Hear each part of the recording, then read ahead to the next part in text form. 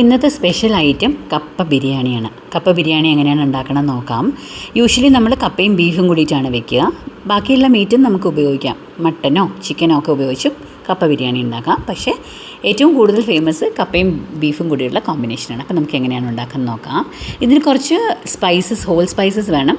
ഇഞ്ചി വെളുത്തുള്ളി ചതച്ചത്, സവോള നീളത്തിലരിഞ്ഞത്, പച്ചമുളക് കീറിയത്, ചെറിയ ഉള്ളി, കറിവേപ്പില, കപ്പ വേവിച്ചത്, മീറ്റ്. ഇത്രയും സാധനങ്ങളാണ് വേണ്ടത്. അപ്പോൾ നമ്മൾക്ക് എങ്ങനെയാണ് ഉണ്ടാക്കുന്നത് നോക്കാം. ആദ്യം ഇതിലേക്ക് ഒരു 2 സ്പൂണോളം വെളിച്ചെണ്ണയിലാണ് നമ്മൾ ഉണ്ടാക്കുന്നത്. പച്ച വെളിച്ചെണ്ണ ഒഴിച്ച് ഹോൾ സ്പൈസസ് എല്ലാം ഫ്രൈ ചെയ്ത് അത് നന്നായിട്ടൊന്ന് മൂത്ത് ആ സ്മെല്ല് വരുമ്പോൾ അതിലേക്ക് നമുക്ക് സവോളയും ഉള്ളിയും അതെല്ലാം കൂടി ഇട്ട് നന്നായിട്ടൊന്ന് വാട്ടിയെടുക്കാം. അത് നന്നായിട്ടൊന്ന് ട്രാൻസ്പെറൻ്റ് ആകുമ്പോൾ അതിലേക്ക് അതിന് വേണ്ടി നമ്മൾ ഉപ്പിട്ടിട്ടാണല്ലോ അതൊന്ന് ഇതാക്കുക. അത് കഴിഞ്ഞിട്ട് നമുക്ക് ഇതിലേക്ക് വേണ്ടുന്ന മസാലകളൊക്കെ ആഡ് ചെയ്യാം.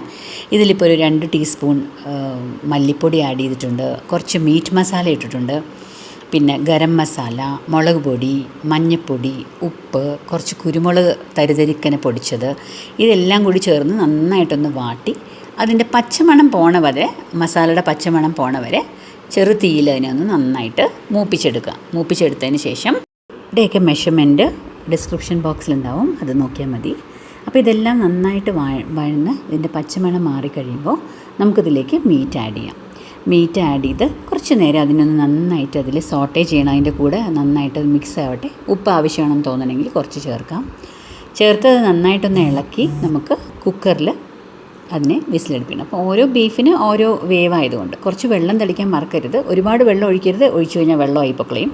നമുക്കിതിലേക്ക് കപ്പയും കൂടി ആഡ് ചെയ്യാനുള്ളതാണ്. അപ്പോൾ ചെറിയൊരു ഗ്രേവി മാതിരി വേണം.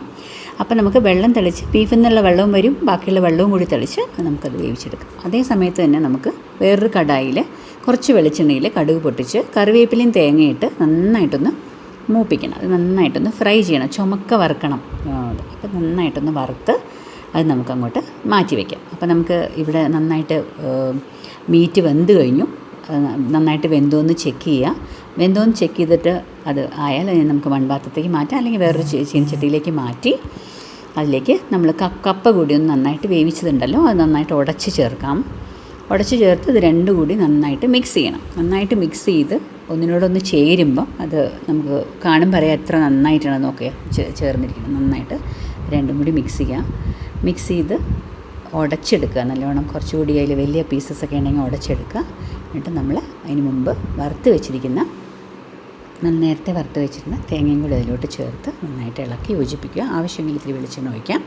എല്ലാവരും ഇതുണ്ടാക്കി നോക്കുക.